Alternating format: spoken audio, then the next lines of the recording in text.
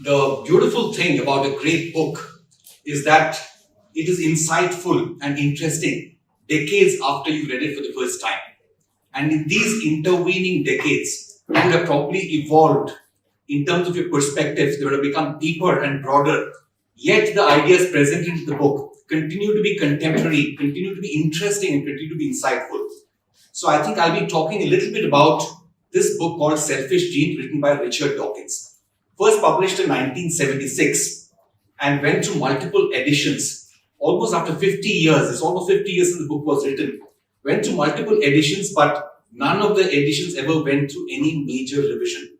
To me, that's the testimony of strength of the ideas presented in the book. And let me just begin with some ideas presented there. So condensing a 400 pages book of deep science into 6 minutes that Mohit has given me is not going to be very easy. So instead of presenting anything specific, let me give you a broad sense of what the book is all about. So 3,000 million years back, life began evolving on this planet. And man came onto this planet roughly between 5 to 7 million years ago. And as Homo sapiens, probably 1 million years ago.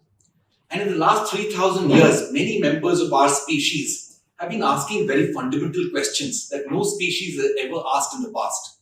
Where have we come from?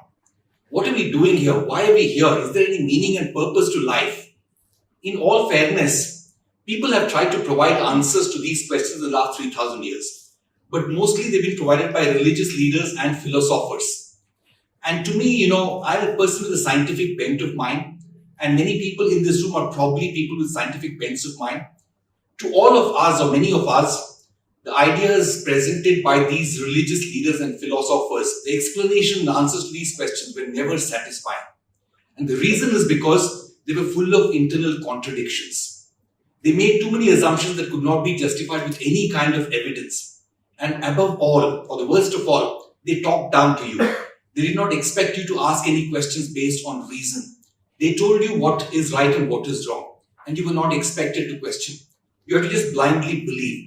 So I think to me, those were very, very unfulfilling, those kind of answers. Even now, I prefer to watch videos on cosmology and quantum mechanics in my free time and not listen to any kind of religious discourses. So this changed all of a sudden in the year 1859, when one member of our species found an answer to some of these questions. In the form of a book, it was published in 1859. The title of the book was Evolution of Species by Natural Selection. That was a wonderful book. To me, it was a Copernican moment for biology.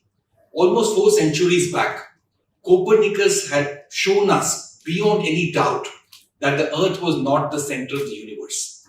A couple of centuries later, if some other scientists told us that neither the sun nor the Earth enjoyed a special place in the universe, we were just a very ordinary planet drifting in this endless space. And what Charles Darwin's theory of evolution told us was something very similar, which is humans don't enjoy any special place in the tree of life. And he told us almost the same thing, which is that, you might feel, and prior to him coming, all of us felt that humans were very, very special. They were very different from other animals. And they were probably on the same pedestal as God Almighty himself. So that was the view that humans had taken about life.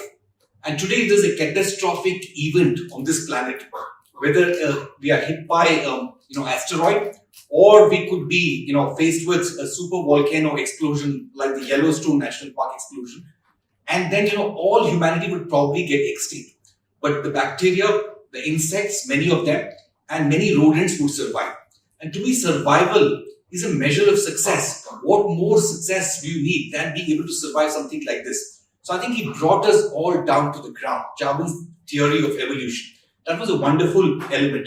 But at that point of time, many people were very critical of Darwin. Many people were not willing to even accept or be open to the idea that we were very close to the chimpanzees. On the tree of life, we were neighbors on the same branch. That was something that was not acceptable. And in the past, physicists had become celebrities for the simple reason that they came out with wonderful mathematical equations which explained how the universe worked. And these equations explain everything almost accurately. And very few people understood the equations anyway to be able to question. But what happened about biology was that a good number of people understood it. They didn't have these wonderful equations to defend them. As a result of which everybody could criticize biology. And people were willing to criticize that. Even the scientists like Lord Kelvin, who was a physicist, went on to say that Darwin's theory of evolution could never have played out for the simple reason that the sun and the earth are too young. At that point of time, the belief of the sun and the earth are just 5 to 10 million years old. But very quickly it was proven that the earth and the sun are 5 billion years old. And there was sufficient time for Darwin's evolution to have played out. So gradually, Darwin's evolution began getting proved with more and more evidence. And that's a wonderful thing, with, Darwin's theory of evolution getting proved. And I'll just talk a little bit about, in his own lifetime, one question that was discussed and probably even settled was that, does natural selection happen at the level of a species, a herd, or an individual organism? The idea of a herd and a species was quickly proven to be very artificial. And everybody zeroed in on the fact and accepted that a species and a herd creates too many contradictions and that cannot be explained. And the only thing that explained observations was that evolution, natural selection happens at the level of an individual organism. But that was not fully settled. People largely accepted it because it provided minimum number of contradictions. What Richard Dawkins and many of his contemporaries did was that they took this a little deeper. And they said that the natural selection is not at the level of an individual organism, but at the level of a gene. And he builds on this through 400 pages. And at the end of this, he's come up with a wonderful construct which explains possibly every question that we may have had on this topic. So this idea is a very powerful one. And he also showed that, God, if there was one, or nature, was a blind watchmaker. There was no designer. The whole world has not been designed. Even a wonderful, organ like the eye has not been designed. It's come through evolution. Give you an example.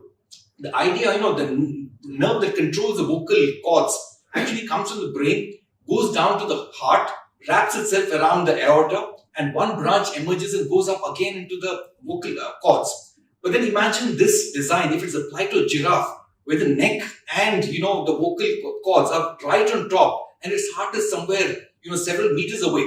But the same design defect is repeated. So one thing that came out very loud and clear was that nature doesn't care about design defects. Inelegant designs don't matter. As long as a design can take an organism past its reproductive age, that design defect is likely to survive. I just have limited time. Very quickly, in terms, so I think what Dawkins does is he de-jargonizes this book wonderfully. He rarely uses any jargon. And wherever he does use terms, technical terms, he goes on to explain what these technical terms are. It's very easy to oversimplify and popularize science, but he's not oversimplified and popularized. His arguments are wonderfully constructed, very, very logically, and will appeal to any analytical mind. Extremely powerful. He goes on to make an argument like, if deception is natural to animal behavior, then there must be a natural selection for detecting deception. And as a corollary, there must be a natural selection to select for, self-deception. Just think about it. It's very deep, So he talks about these wonderfully constructed arguments. He also says, all these behaviors, human behaviors, altruism, sympathy, empathy, compassion, hatred, all of these, deception, manipulation, are not just common to human beings. Life on this planet is teeming with millions of animals and plants which are engaging in these behaviors every day. If you understand the evolutionary underpinnings of these behaviors, you are likely to accept them and deal with them far more rationally. He talks of the principles of evolution in the context of genes itself, which is human ideas and elements of culture. Why some elements of culture get picked up and survive, and why some elements of culture get lost out. If you look at the elements of culture and ideas, the ones that have probably survived the most, the idea of God and the idea of rebirth, for various reasons, those ideas have endured, for instance. So he goes on to build a concept around how memes have come to take shape.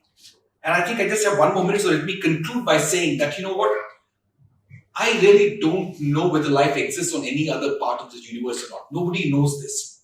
Probably our search for extraterrestrial life will turn out to be a not. But what I'm reasonably sure at this point of time is that if you do encounter life anywhere in any part of the universe, it may or may not resemble, very unlikely that it will resemble any form of life that we as we know it.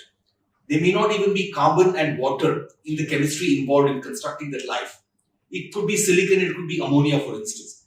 But irrespective of the shape and form of life, irrespective of what it looks like, what is the chemistry and what is the physics of this organism, what is almost certain is that that life too would have evolved through the principles of evolution that Darwin propounded. Thank you.